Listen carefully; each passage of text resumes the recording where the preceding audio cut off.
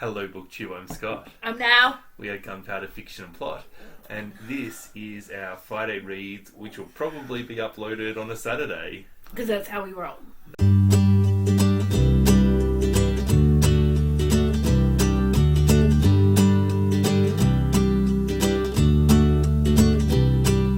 So, first thing we normally do for Friday reads is have a shout out. We're not going to do a shout out this week because I haven't watched a lot of booktube because I've been a bit sick. Yeah. So what I'm going to promise everybody, I'm going to do two things differently. Firstly, I'm going to do two shout outs next week. Yeah, okay. That's fair. And secondly, I'm going to give everybody the prompt. Oh, for our special video. Oh, no, that later on. I'm going to give everybody the prompt to shout out somebody in the comments for me to check out. Yeah, who should we watch this week? So let us know somebody off the beaten booktube path or something. Yeah. Yeah. Give Someone us who reads zombie porn for real. You know what I'm saying? If they don't, we're going to get interested in suggestions anyway. If they do know what I'm saying, then we're going to get the correct suggestion. I mean, I did read it for real. No, but you don't read it for real. Yeah. Anyway, moving on. Secondly, we have hit 600 subs. But in order to celebrate 600 subs, what are we doing now? We're going to play a game. We're going to play how well do we know each other. So you guys get to ask either both of us a question or you can direct your question to Scott or myself. And what will happen is we're going to try and guess what the other is going to answer. So if you ask Scott a question, he will answer it secretly, and I will try and guess what I think he's going to answer, and then we'll find out how well I know him, and vice versa. Yeah. So put your questions in the comments. Yeah. All right, let's get on to the books. How many books did you finish now? None. No, we finished one together. We finished our audio together. I always forget the one that we do together. So we finished My Cousin Rachel by Daphne de Maurier, and it's your first de Maurier. Yeah. What do you think of Daphne's? She reminded me of Around the Twist. Around the Twist? Yeah.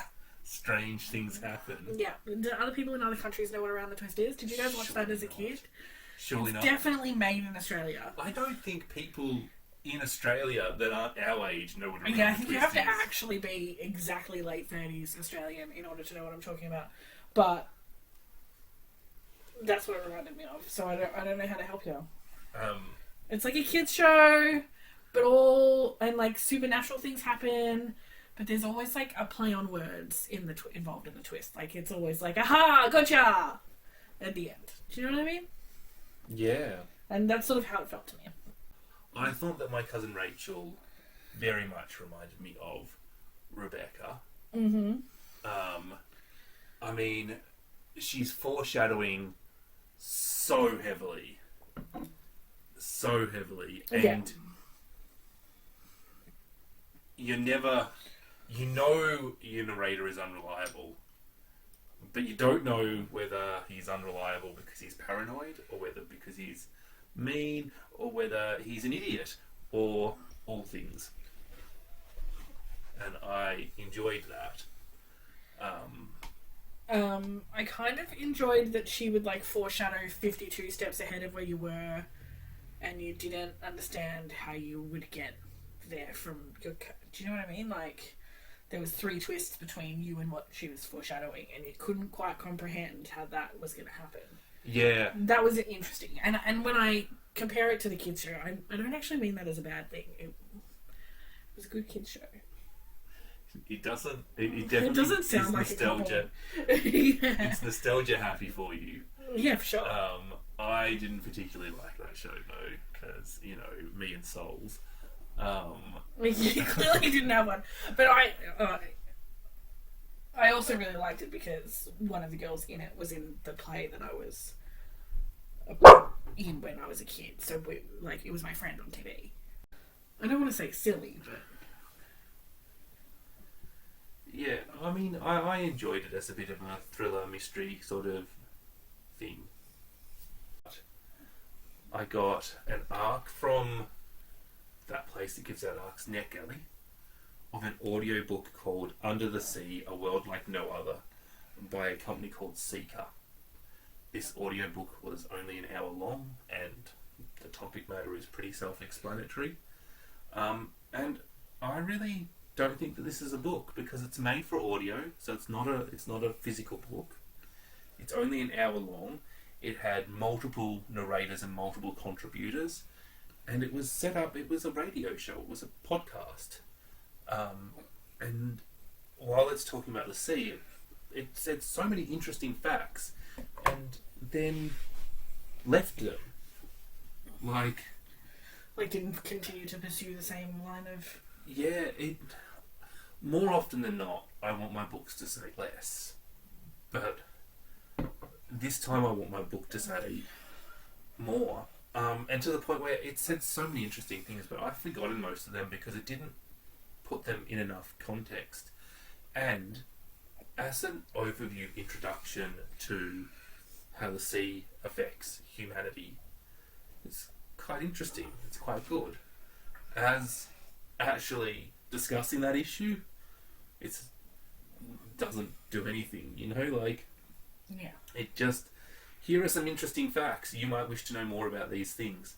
Like, oysters filter water is something it told me. That's interesting. Oysters in climate change get brittler shells and smaller and don't filter as much water. So, Yeah. like feedback problem. Yeah. So, I said that I would review it in my Friday reads with NetGalley, so I will do that. But I do not consider it a book, and I'm not sure I should count it for anything else. But I'm doing what I said I'd do. Yeah. Okay. It is short, so if you do want an overview of undersea life, it is worthwhile picking up. It's not bad. It's just Not super comprehensive. It's not good. Yeah. Okay. It was a really good launching board to make something interesting. So you think it could be like chapter 1? Yeah, it could be like the conclusion, the summary at the end. Yeah. Okay. I finished Nana by Zola. I don't think I got this book. I feel like Zola was picking on a part of Parisian society that is no longer relevant, and I didn't get it. I think that this topic matter has really evolved since Zola wrote it. I will always compare every Zola book that I read to Germinal. And if Germinal is talking about coal mines, then sure, things about coal mines have changed, but the public knowledge of how people work in a coal mine has not advanced a whole lot. It's pretty similar. Yeah. But the knowledge of prostitutes is definitely it's gone from a taboo topic to a less taboo topic. It's so much more acceptable to discuss what the daily life of a prostitute might be. There are documentaries about it on Netflix. Do you know what I mean? Yeah, I guess. And this was quite lacking. And I feel like this was a mocking of. No, flat out was a mocking of the French aristocracy and the society, and like Nana was one of really a handful of women in this. It was really a men-based book, although Nana was the star. Yeah. And I feel like it's aged badly, but ultimately I didn't get that. The people that it was mocking, I think that doesn't exist in the same way. Yeah, I had a hard time connecting to what Zola was sending up, what Zola was, shining the light on, really. Yeah. Return to the Enchanted Island by Yohari Ravaloson. This is a catch-up for the Invisible Cities readathon, and this is a Madagascan book. This was interesting in that it sort of showed the coming together of the Malay Madagascans with the French. The Malay Madagascans with the French Madagascans. I was gonna say, Yeah. So this one sort of showed the coming together of these two societies through this incredibly privileged young man who was a complete arsehole, in all honesty. Woo! And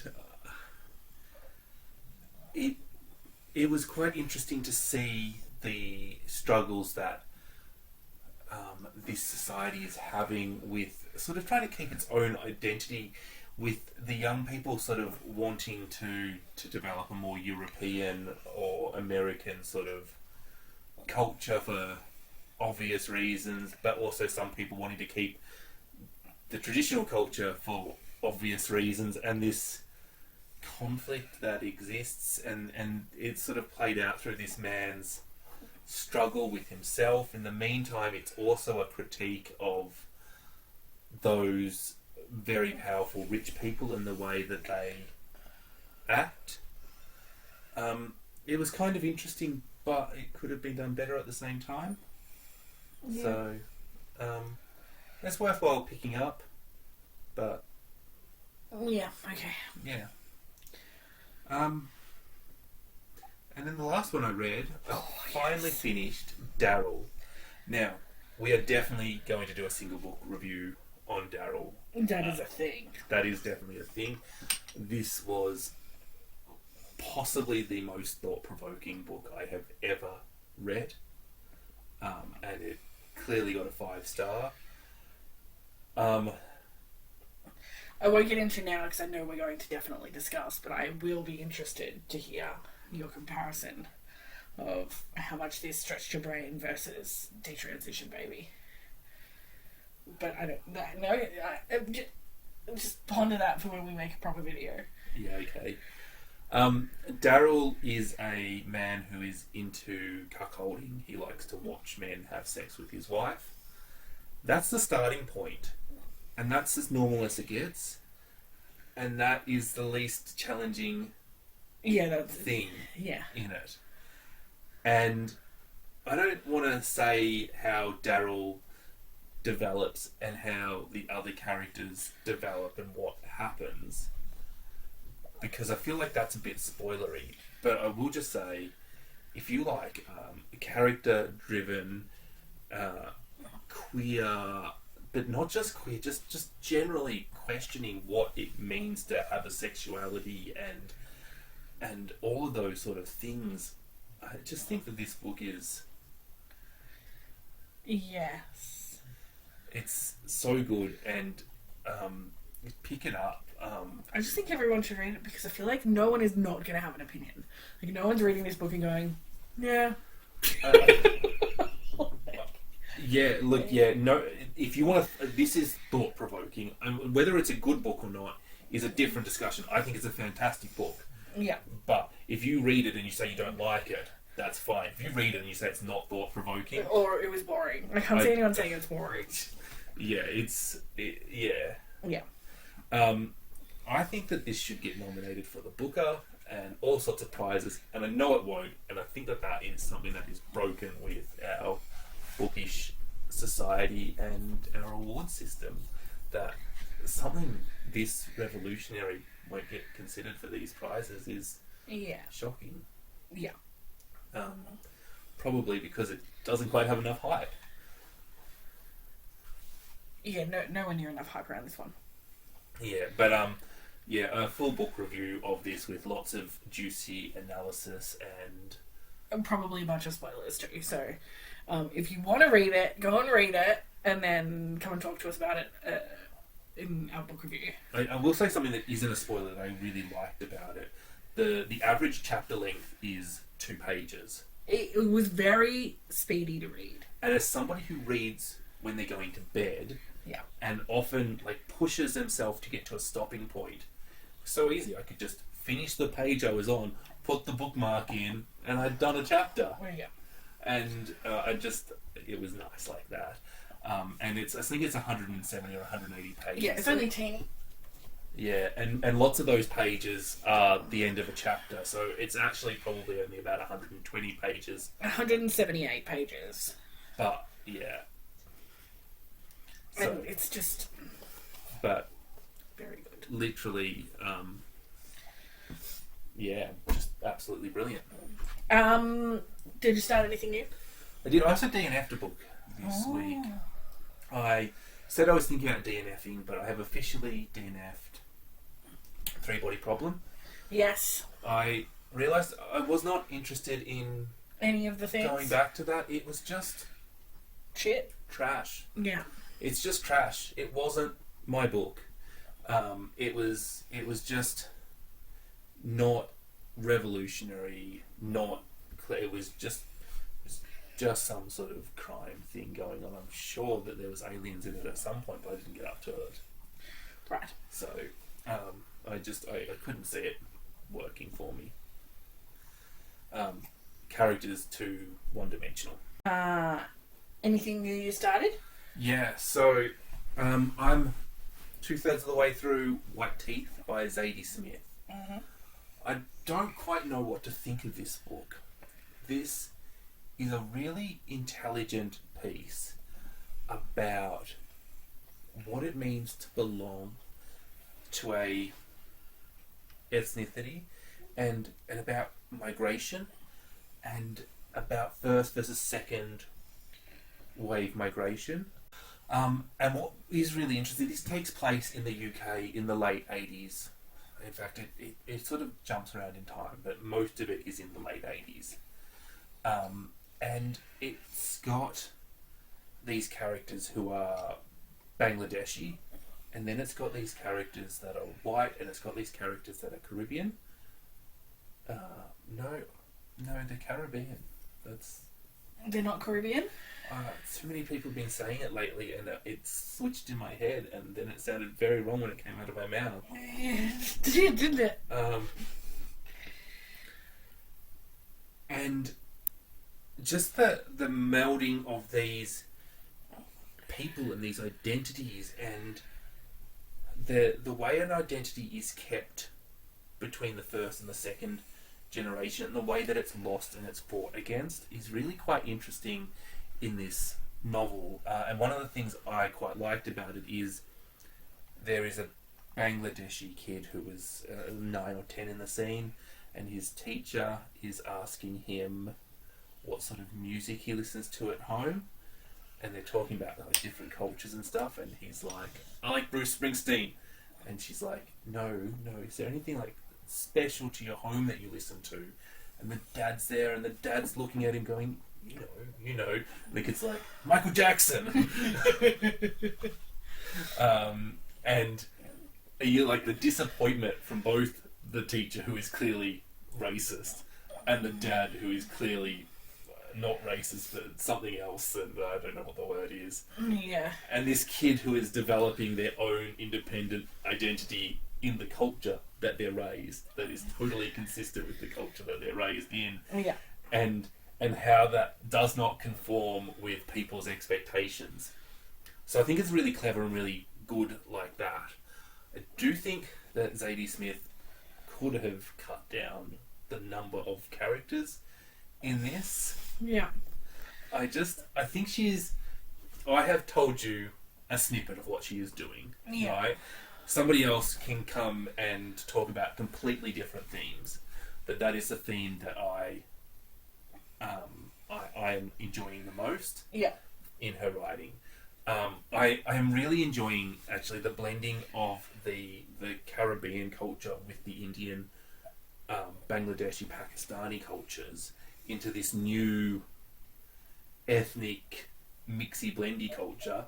And I was thinking about how in the UK the black people have this culture that extends back to the motherland, like they are Ugandan, they are Caribbean, they are, they're Jamaican or South African or Nigerian or whatever they are, but in the States they are black, and because of obviously it's slavery and how black people got to America, they had their identity stripped from them. And I was in my head comparing what was these really quite strong and vivid cultural themes that Zadie Smith has written about that wouldn't be there in the equivalent American novel, and they have how the American black population has had to create their own culture from scratch rather than have it evolve from their parents, and that's sort of make me really quite sad for the American population. I think losing ties to your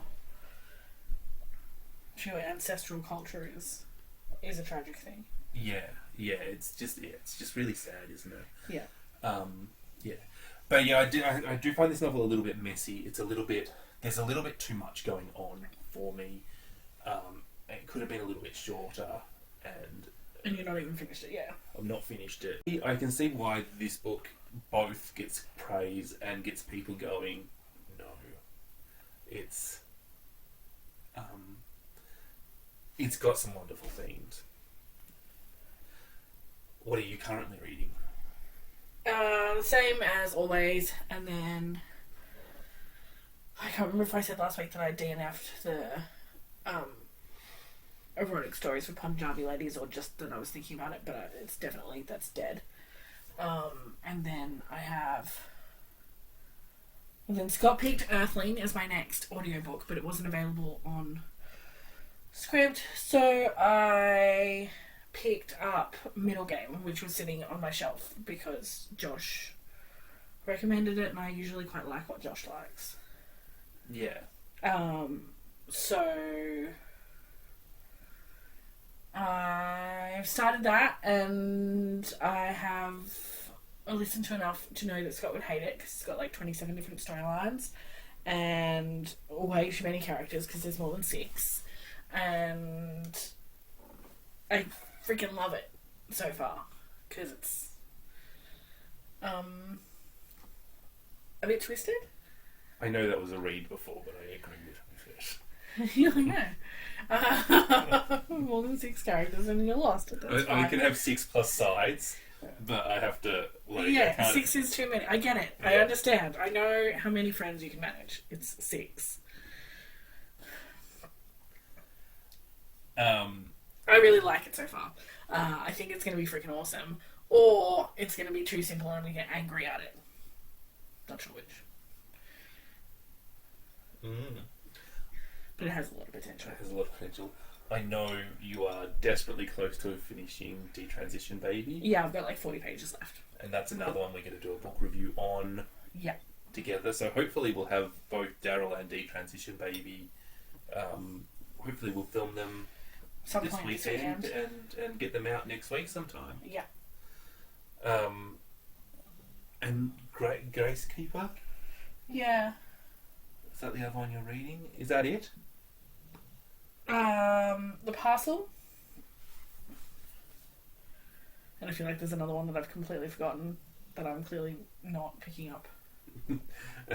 Something you've DNF'd and don't realise yet. Yeah, although occasionally they just go back on my TBR shelf. Like, sometimes when you've read 10 pages of something, you can legitimately just put it back. Sometimes I can read half a book and I put it back on the TBR shelf and I'll read it in 2 years' time. Yeah. Well, that's fine. Yeah. But yeah, I think this week though I'm thinking about adding something with a bit of heft. Watching everyone's media freak out and tags everyone's read something huge, and I'm considering... Oh, you want a chunker? Yeah, I'm just considering doing like a slow read of a chunker. I've gotten back into this, sort of my natural mood reading happiness is to read 3 or 4 books at a time and have them on the go. I do have a tendency to like read a little bit of everything and then all of a sudden get fixated on one and only focus on that until I'm finished, and then go back to reading a little bit of everything and then repeat. Yeah, so what chunker are you thinking about? I'm thinking about Les Mis because I was supposed to read that last year and I did start it, and I am confident that I can pick it up from where I left off. But I'm also thinking Monte Cristo because I suspect that I will read that more voraciously because I think the style is likely to be less excessively descriptive Victor Hugo. And then the third option I have is Suitable Boy, because You really are going for the chunkers. someone mentioned that today and I was like, oh. You really are going for the chunkers. Yeah, they're all, look at my fat shelf. I've got a fat shelf. Oh, and you've got Crime and Punishment and Middlemarch. Yeah, and that book about Marie Antoinette, which I reckon will be awesome. Wow. And Vanity Fair. Look at that shelf. Looks like so much fun. Yeah. So I'm considering maybe, but we'll see. Yeah. There's some... I keep wanting to say you should, and then I'm like, but you should also. And you can't tell me I should, because then I won't, because I don't want to. As soon as you tell me that I should, it's over. You killed the romance. Yeah. You should focus on some flash fiction. Well, maybe I will. But the other thing is, I've got in the back of my mind that I have just read 39 books on Goodreads, and my annual goal is 45. So you just give me the 6 shortest books in my TBR. Bang, bang, bang. And I'd like to hit 45 by the end of July. I think that would be awesome. As far as, look how far I've come with my reading, getting back to being habitual, getting back to being routine, and reading a decent amount every year. Yeah. Like, compared to last year, I'm doing so well. And part of that is audiobooks, but I think the greater part of that is habit and actually making time. Yeah. I think if you can physical and you can audio, you just double the amount of time you read. Yeah, easily. And then obviously booktube encourages you to read and build habits. Anyway, if you have an opinion on which one of Mel's chunkers she should read, don't tell her 'cause she's totally contrarian, won't read I it. won't read the one you tell me to read. Right. So, and that means don't. If you then say definitely don't read, she'll know. It doesn't work. I'm contrarian and not that dumb. So you've got to go. I hear Crime and Punishment's great. You should read it now. That's one off the list. She's not going to read that. Yeah. All right. I think that's the end. That's all we've got to say, isn't it? Yeah, don't forget to leave your questions for our Q&A in the comments. If you're new here, subscribe and like the video. Okay? Yeah. Love you.